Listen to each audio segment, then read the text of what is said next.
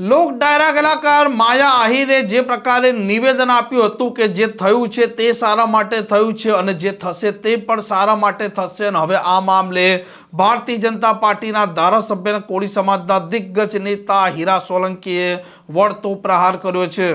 વૈષ્ણવજન તો તેને કહીએ જે પીડ પરાઈ જાનાને રે।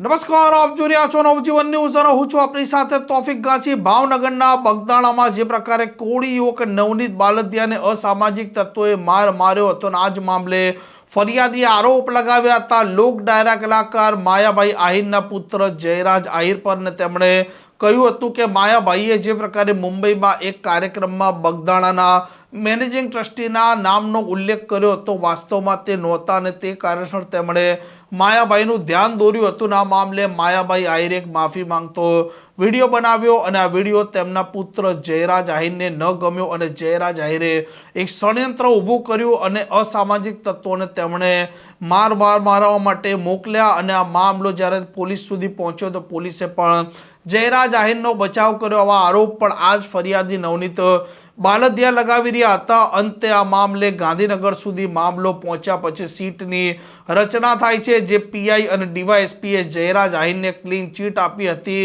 તે જયરાજ આહિર સીટની તપાસ બાદ દોષી ઠરે છે, પૂરતા પુરાવા સીટને મળે છે અને સીટ આ પુરાવાના આધારે જયરાજ આહિરની ધરપકડ પણ કરે છે અને ત્યાર પછી માયાભાઈ આહિર છે તે મૌન તોડે છે અને એક નિવેદન આપે છે કે જે થયું છે તે સારા માટે થયું છે, જે થશે તે પણ સારા માટે થશે અને જે થવાનું છે તે પણ સારા માટે થશે। તેમને ભગવાન પર પૂરેપૂરો વિશ્વાસ છે અને તેમના આ નિવેદન બાદ હીરા સોલંકીનો વળતો પ્રહાર આવ્યો છે।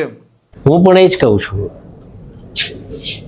કે જે થઈ રહ્યું છે એ સારા માટે થઈ રહ્યું છે, જે થશે એ પણ સારા માટે જ થશે। આ વાસ્તવિકતા છે, કેમ કે ઈશ્વરનો સંકેત એવો કંઈક હોય છે। આપણે કંઈક ખોટું કરીએ તો ઈશ્વર એટલા માટે જે થઈ રહ્યું છે સારા માટે થઈ રહ્યું છે એટલામાં સમજી જવાનું હોય કે આટલામાં રોકાઈ જવાનું હોય, આગળ વધાય નહીં, અને એના માટે આ થઈ રહ્યું છે સારા માટે થઈ રહ્યું છે, થશે એ બી સારું જ થશે અને સૌનું ઈશ્વર સારું કરે। હીરા સોલંકી પણ કહી રહ્યા છે કે જે થયું છે તે સારા માટે થયું છે, જે થશે તે પણ સારા માટે જ થવાનું છે। આ માયાભાઈ આહિરના નિવેદન બાદ વળતો પ્રહાર ભારતીય જનતા પાર્ટીના ધારાસભ્ય અને કોળી સમાજના દિગ્ગજ નેતા હીરા સોલંકીએ કરતા રાજકારણ ગરમાયું છે।